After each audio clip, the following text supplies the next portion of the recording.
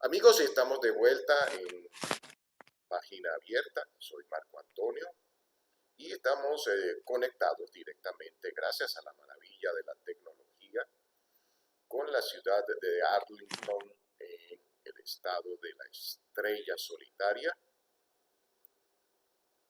con el doctor José Félix Carmona, distinguido miembro de la comunidad científica, académica, investigador, empresario y también un hombre de acción, con actividad política desde sus mocedades y que continúa ejerciéndola por medio ahora también de esa interesante iniciativa que es Asobedan y de la cual vamos a estar hablando. Antes de comenzar en forma, quiero darle salida a una serie de mensajes desde Ciudad de Guatemala.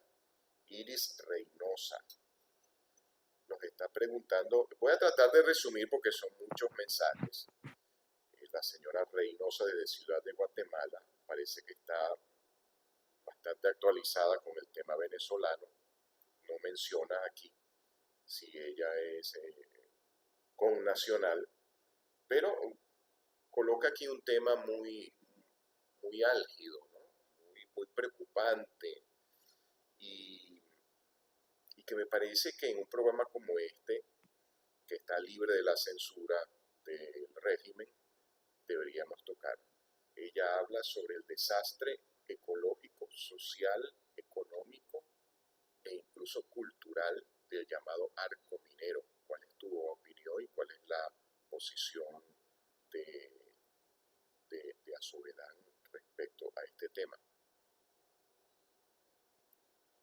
Bueno, mira, por supuesto que no solo a Sovedán, a nivel mundial, eh, las posturas de los movimientos ecologistas está en contra, es decir, la extracción minera, mm, como la hemos conocido, como, bueno, la humanidad ha hecho, por supuesto, las extracciones mineras desde hace más de 10.000 años.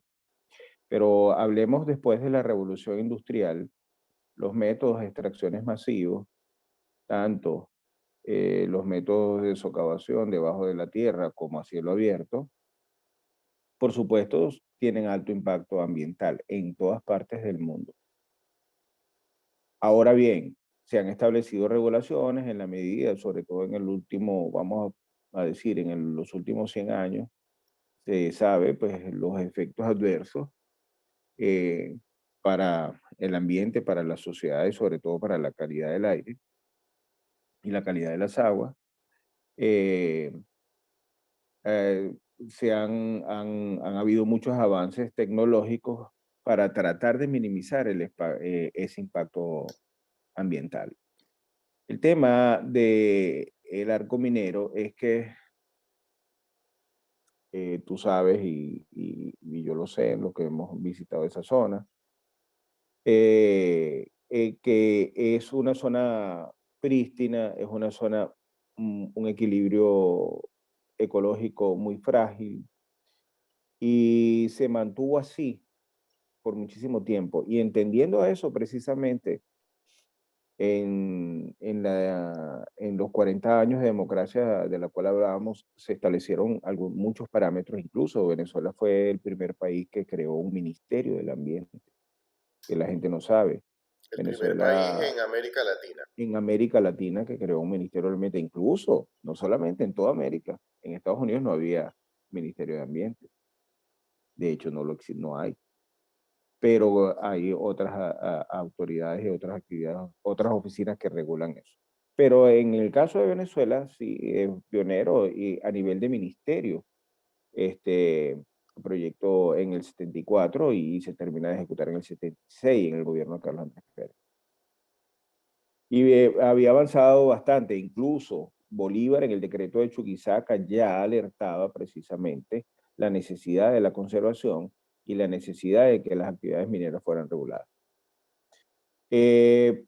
Nosotros sabemos que la opacidad de todos estos tipos de actividades actualmente es, bueno, imagínate. Y tengo que decir que de verdad hay opacidad no solamente por parte de las autoridades venezolanas, sino de todo el mundo.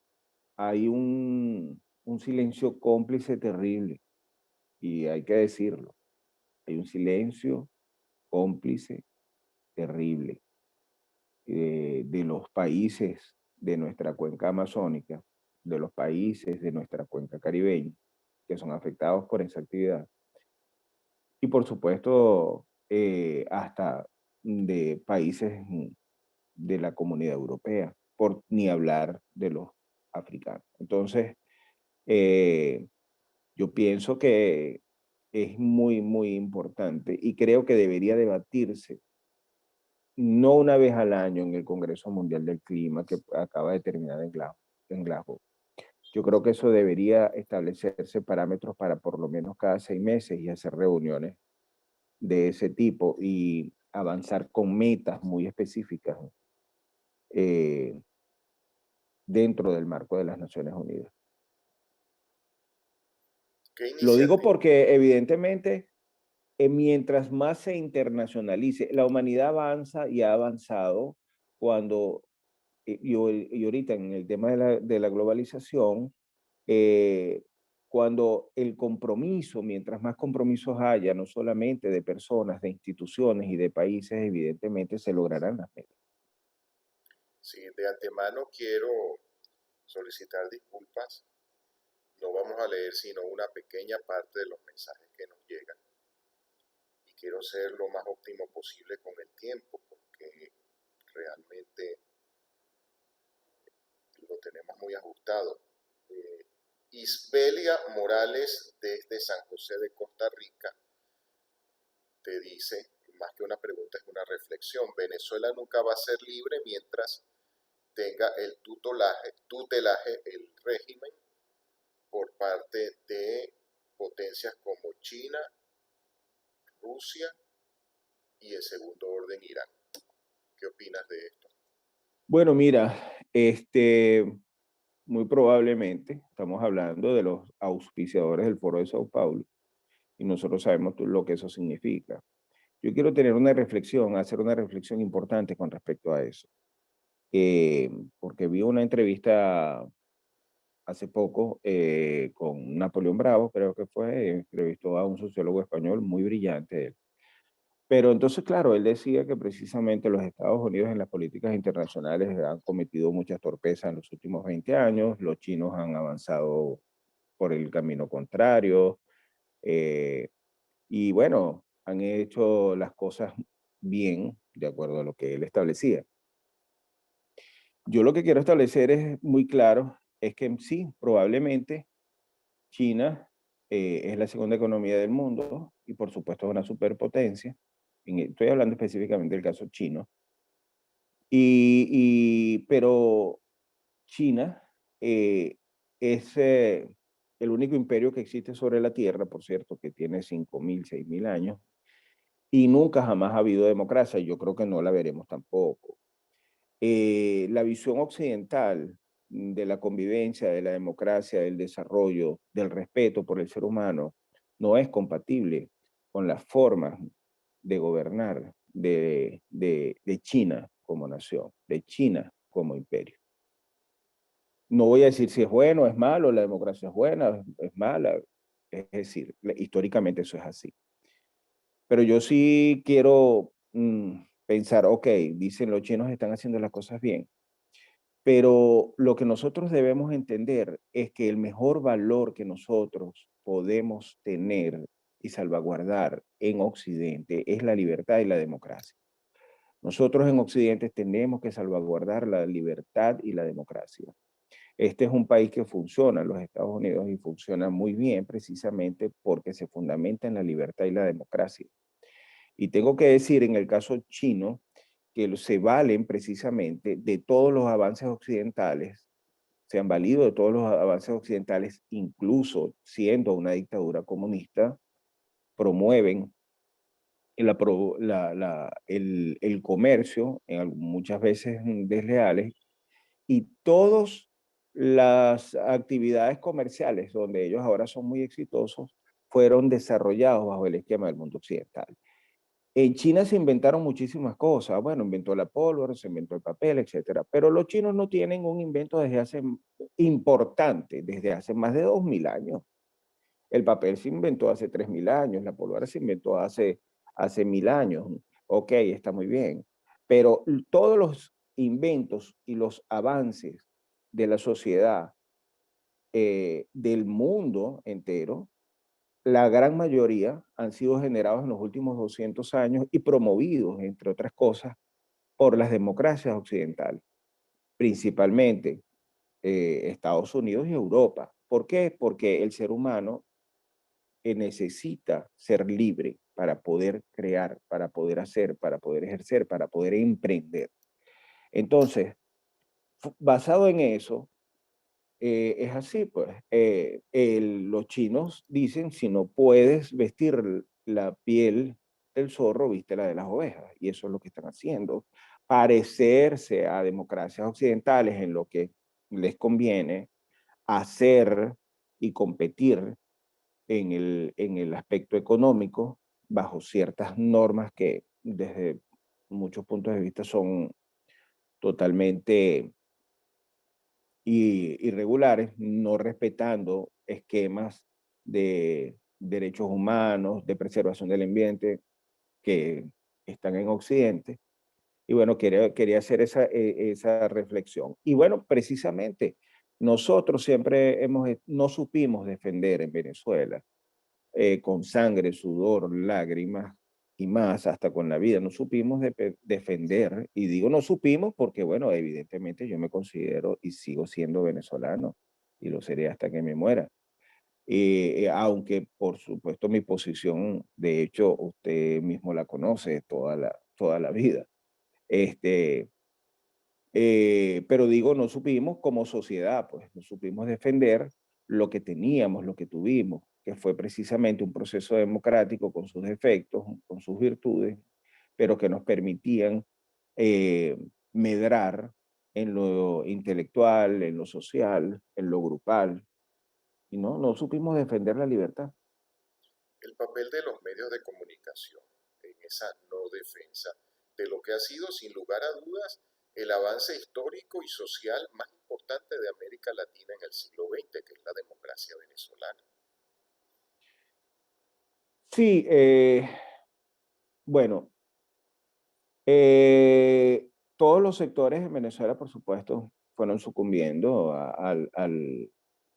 dentro, vamos a decir, aullando eh, todos los vicios que puede haber en una sociedad. Vamos a decir corrupción, facilismo, inmediatismo, clientelismo. Los medios de comunicación no son ajenos a eso. Pero ¿por qué? Entre otras cosas, porque lamentablemente nosotros en Venezuela, y aquí voy a hacer un paréntesis histórico, en Venezuela, y los historiadores así lo saben, siempre ha habido un mal, una espada de Damocles terrible sobre el mundo civil, ha sido precisamente el militarismo. El militarismo le ha hecho mucho daño a Venezuela, no solamente en la democracia, en toda la historia de Venezuela, y usted muy bien lo sabe. La figura de los caudillos militares, los militarismos, los militaroides, este, y bueno, eso ha sido muy lamentable. ¿Por qué?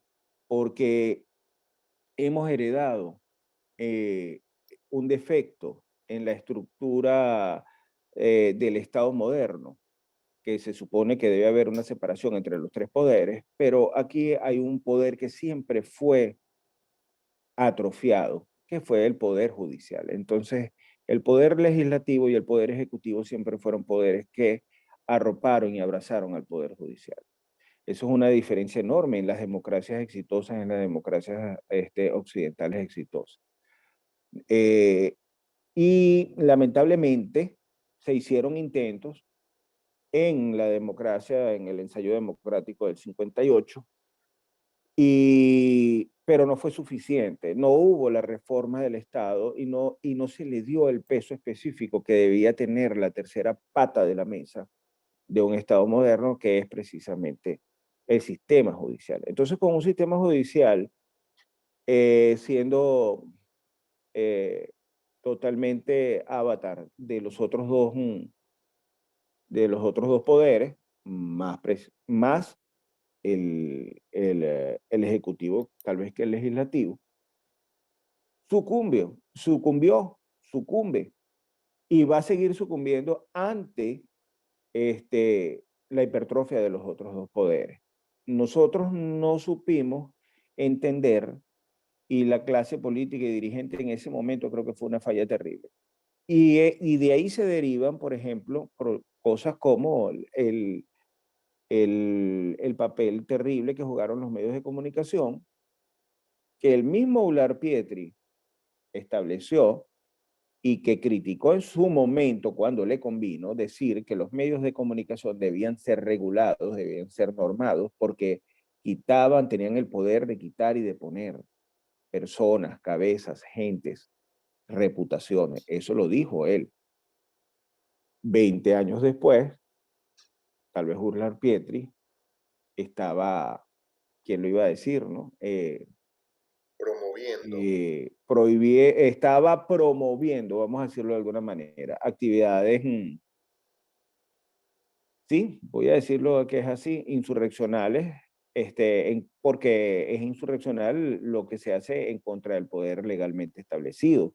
Entonces, bueno, así vemos como, por ejemplo, te puedo decir Radio Caracas Televisión, una televisora que fue envidia de América Latina y del mundo entero, que llegó a exportar sus productos de alta calidad, de alta factura, y que fueron traducidos a muchos idiomas y se fueron vistos en más de 80 países. Al final termina sucumbiendo en la tentación de producir novelas como Por estas calles y entonces pasar a guiones tarifados como los de Ibsen Martínez. Y eso les costó a ellos salir del aire en el 2008. ¿Por qué? Bueno, porque precisamente con esta gente el boomerang siempre se devuelve. Bueno, una más de las que no sé cuántas que nos están llegando. José Romualdo Pérez, desde Córdoba, en Argentina. Nuestro país tuvo sus Malvinas y Venezuela tiene también perdido el territorio Esequibo. En ninguna parte como ahí se ve la hipocresía de los factores internacionales. En el Esequibo están metidos los cubanos, los americanos, los europeos, bajo un régimen de complacencia mutua. Y bueno, en la parte ecológica ni qué hablar. Sí, de hecho yo siempre he promovido y cuando he ido a reuniones desde todas las tribunas digo, cuando veo el mapa digo, bueno, pero ¿por qué dice zona de reclamación y no estado de Esequibo?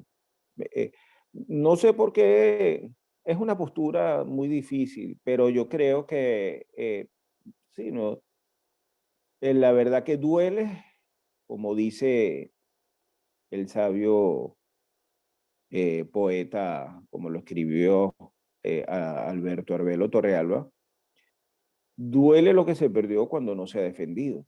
Evidentemente, nosotros no supimos defender. Las pocas actos de reivindicación sobre el Esequibo los hizo el mundo civil, y eso hay que decirlo, los hizo el mundo civil. Y tuvimos la oportunidad.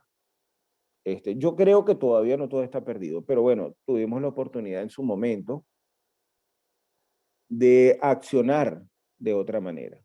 Pero bueno, se cometieron también errores, también hay que decirlo, en este caso promovidos por un social cristiano en el gobierno de Rafael Caldera, que fue el protocolo de Puerto España, que fue la congelación y eso permitió Un precisamente la grave error, congelación, sí, un grave error, un grave 13 error años, 12 años. histórico legal, político, y que además daba el traste con el evento más avanzado que se había hecho en esa materia, que es el Acuerdo de Ginebra, El Acuerdo de Ginebra del 62.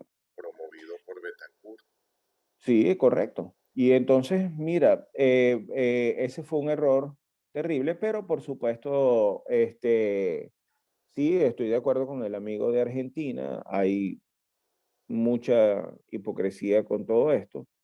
Y ahora fíjate tú, ¿qué es lo que ha sucedido? Bueno, en manos del llamado comunismo socialismo del siglo XXI, ¿qué hemos demostrado? ¿Qué se ha demostrado? Bueno, no podemos ni siquiera administrar los 916.000 kilómetros cuadrados que nos pertenecen, porque, bueno, los 154.000 kilómetros cuadrados del Esequibo se han encargado de expoliarlos sin ningún tipo de consideración hacia el pueblo venezolano.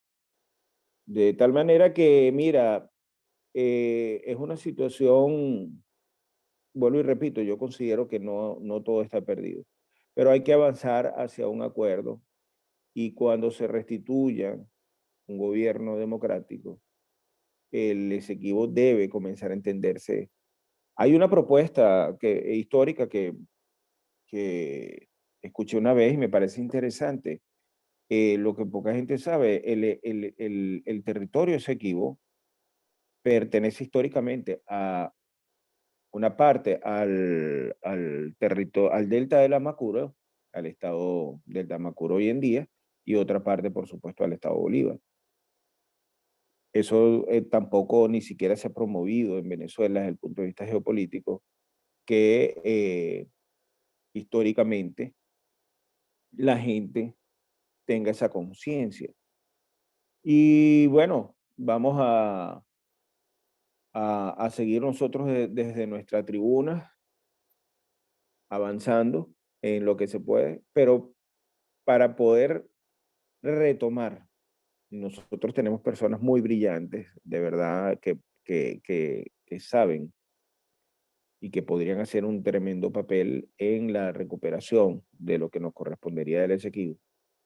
Pero lo primero que tenemos que hacer realmente es restablecer nuestra democracia y libertades plenas. Me quedan 2 minutos. Quisiera dejártelos para que nos cuentes el equipo que te acompaña y el perfil rápidamente de cada uno de ellos, por lo menos de tus principales colaboradores en Asovedán. Y finalmente, para cerrar el programa, ¿cuál es la visión de Asovedán de aquí a 5 a 10 años? ¿Y qué pasos decididos y concretos se van dando para hacer esa visión una feliz realidad? Bueno, Sobedan, como entendiendo, lo primero, entendiendo que el ambiente y el clima nos afecta a todos en el planeta Tierra. Nosotros no podemos pensar solamente, primero porque actualmente es muy difícil, hay muchas limitaciones en nuestro país. Lo que hemos tratado de hacer es hacer convenios y acuerdos internacionales y estamos, eh, tenemos ya personas comprometidas con el emprendimiento ambiental, con la fundación en varios países, México, Panamá, España y por supuesto acá los Estados Unidos. Eh, bueno, tengo que decir, estamos un grupo de personas en la junta directiva, todos ambientalistas. eh, Menciónalo, por y favor, Jordan. está así, como no, por supuesto, el doctor Hamlin Jordan es doctor en estudios ambientales. eh, Él preside la fundación, yo soy el secretario general. Está el licenciado Marco Trabuco, está el amigo Marco Antonio Alcántara. Para servirle con mucho gusto. Sí, cosa que justamente te agradecemos y que bueno, en tu papel de difusor, de verdad te te quiero dar las gracias precisamente por permitirnos este espacio. Está la doctora Geomari Salas, es licenciada en estudios ambientales. El doctor Augusto Carmona, médico traumatólogo, precisamente que enfoca todo lo que es la parte de servicios de salud y de atención dentro de lo que la fundación puede hacer. Y bueno, en fin, sí, es un El grupo de doctor Carlos personas. Redondo, Cómo no, sí, el internacionalista Carlos Redondo, que es precisamente el responsable de todo lo que es el tema de las relaciones internacionales. Está el ingeniero Fritz Wagner, está la licenciada Nadia Navarrete, trabajando en las redes sociales. Y por supuesto tenemos convenios con muchas otras fundaciones, Basura Cero, saludo al amigo Juan Delgado, la Fundación El Termómetro, la Fundación Bengoa, la Fundación Gumillas, Cruz Roja de Venezuela. Y bueno, muchas hemos logrado memorandos de entendimiento importantes, ¿no? Y acá en los Estados Unidos también hemos estado en contacto, sobre todo con fundaciones promovidas por la Universidad de Texas, por la Universidad del Norte de Texas, y por algunas iglesias también. el doctor Porras, lo tienes allá colaborándote Sí, está decididamente. colaborando con, sí, cómo no, el doctor Gonzalo Alejandro Porras, está recién incorporado. Está nuestro amigo Eumar López, que es un emprendedor, un empresario acá venezolano, barquisimetano, y con mucho gusto nos ha permitido, nos ha dado todo el apoyo, pues. Y poco a poco, sí, hemos ido avanzando. eh, y vamos a establecer un cronograma ya para en lo que queda de este año, para todo lo que es el año 2022. Y exhorto y le pido a la gente, ya tenemos nuestra página web, un portal por supuesto en construcción, pero a través de ese portal tenemos un link donde recibimos donaciones. Y bueno, por muy pequeñas que sean las donaciones, siempre son bienvenidas en estas fundaciones porque se trabaja, es muy duro y como todo. Pero de verdad que las metas y los propósitos lo valen. ¿Cómo visualizas para finalizar? Ya estamos excedidos de tiempo. A Sobedan dentro de 5 años. A Soledad dentro de 5 años lo visualizo como una estructura, como una red de redes, promoviendo una red de redes y precisamente promoviendo y difundiendo las actividades de mitigación, de control de emisiones de CO2 y todas las actividades sustentables y sobre todo también el cambio de la matriz energética en el mundo. Y pienso que sí, deberíamos ya estar activos en Europa, en Norteamérica y por lo menos en todos los países de la cuenca amazónica de Sudamérica. José Félix Carmona, nuestro invitado de hoy, muchísimas gracias por haber aceptado nuestra invitación. Muy amable, muy gentil y queda abierta, por supuesto, página abierta es tu casa. Gracias a ti, Marco Antonio Alcántara, muy brillante siempre. Te felicito por tu programa, excelente. Y éxitos, hermano. Pronto nos veremos. Muchísimas gracias por su amable sintonía a ustedes, amigos, y con el mismo cariño de siempre.